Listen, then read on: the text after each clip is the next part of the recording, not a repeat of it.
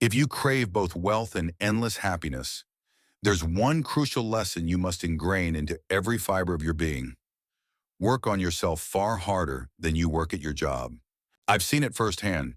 Your income is a mirror reflection of your personal growth. Sure, sometimes luck strikes and money flows in effortlessly, but trust me, if you don't personally grow to match that level, those easy gains will likely just vanish. Life, has a funny way of making things come full circle. Imagine this. Suddenly you're handed $1 million. Awesome, right? You're an instant millionaire. But if you don't transform internally into someone capable of managing and multiplying that kind of money, it'll just slip through your fingers. This isn't pessimism. It's a stark reality every successful person eventually grasps. If your internal structure doesn't align with external abundance, it simply won't stick around.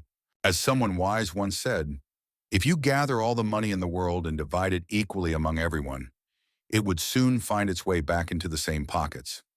This isn't magic, it's a law. Success isn't something you chase blindly, it's something you attract by becoming a magnet for it. So instead of relentlessly pursuing external gains, focus on your personal development.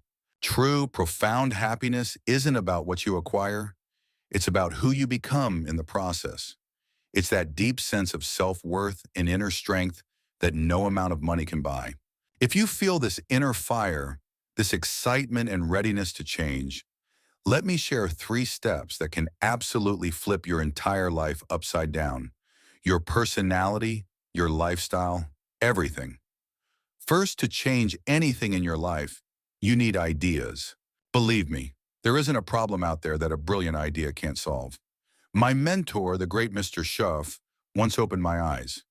The biggest problem isn't the problem itself, but the lack of an idea on how to tackle it. I remember complaining to him early on, I don't have any money. And he calmly replied, that's not the problem. I was utterly confused. I'd always thought the absence of money was my main issue. But Schuff explained, no. The problem is the lack of an idea on how to create money and wealth. It's not the absence of money, it's the absence of ideas.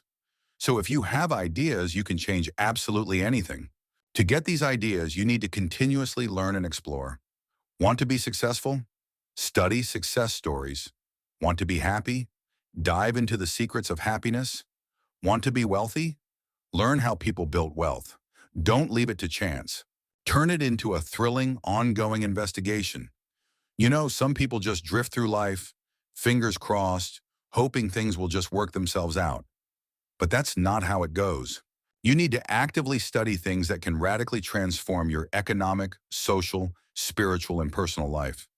Schuff also advised, when you find something that truly works, immediately write that information down in your journal. Don't use your head as a dusty filing cabinet. Write it down so you can do the most important thing next. Repetition, repetition, repetition. Repeat it over and over. And if you do, one beautiful day that idea will take root, start to grow, and inevitably manifest in your bank account, in your confidence, in your personality, and in your lifestyle. So if you're curious about how to get these ideas flowing, I'll share 3 powerful ways to learn how to change anything in any aspect of your life. The first way is to read. Every successful person I know worldwide is an avid reader. Curiosity literally compels them to read. They simply have to know. They read tirelessly. Of course, you can learn from your own experiences, but a much faster and more efficient way is to learn from other people's experiences. Imagine, just one book could save you 5 years of your life if you read it. Did you know there are books on how to become stronger, more decisive, a brilliant speaker, a true leader, how to exert powerful influence over others, how to develop your personality? Did you know hundreds of successful people have written their stories in books, meticulously describing how they achieved what they did, yet most people simply don't read them? How do you explain that? Is laziness truly that powerful? You don't need to read all night long. Just make it a habit. 30 minutes a day. Read something inspiring, something thought-provoking, something positive, something educational. At least 30 minutes a day. Become a voracious reader. That's my advice to you. Listen to other speakers, listen to me, but always draw your own conclusions. Don't be a mindless follower. Be a thoughtful student. The second way is to listen. This is the second path to changing your life. Associate with successful people and just listen to them. Yes, you can learn from failures too, of course. Note both the negatives and positives. Learn what unsuccessful people read, and then don't read it. That's valuable information, isn't it? Learn from mistakes, but focus on the positive. Connect with those who've achieved success. Listen to what they say and pay attention to how they say it. This is incredibly important. And now, one of the best pieces of advice I've ever heard. Poor people should invite rich people to dinner and just listen to them. It's probably the most brilliant thing I've ever heard, Chuckles. But it's true. Poor people, as a rule, don't invite rich people to dinner. Some might say, he's rich, let him buy his own dinner. I'm not spending my money, Chuckles. You're lucky you can even buy your own dinner, let alone run around looking for a rich person to feed, Chuckles. And that's why they fall behind. If someone is struggling, the first thing they should do is find someone who's doing well and offer to treat them to dinner. Spend $50, $60, $80, $100, order the full 9-course meal. If you get a successful person to eat and talk with you for 2 hours, they're bound to drop ideas that will change your entire life. Your income could multiply by 2, 3, or even 5 times. But it's true. Poor people usually don't invite rich people to dinner. They feel it's humiliating, or they simply don't see the point, missing out on golden opportunities. The third way is to observe. You can gain a tremendous number of ideas simply by observing people. Associate with successful people and watch closely. Remember, success always leaves clues. Watch how a man shakes hands, how a woman reacts. People who succeed do certain things over and over, and over, and over again. And if you're smart, you'll be able to pick it up. Watch everything. If a guy is making $10,000 a month, I'd watch how he walks. Maybe that's it. Copy his funny walk. Someone might say, well, that's kind of a silly walk. And you respond, that's $10,000. I don't have the money yet, but I can take a walk. It has to start somewhere. Today, I urge you to be unusual and observe closely what's happening around you. You can gather life-changing ideas starting tomorrow. Just become a more attentive observer. Remember, there are 2 ways to see. One is called sight, seeing with your eyes. The other is called insight, seeing with your mind.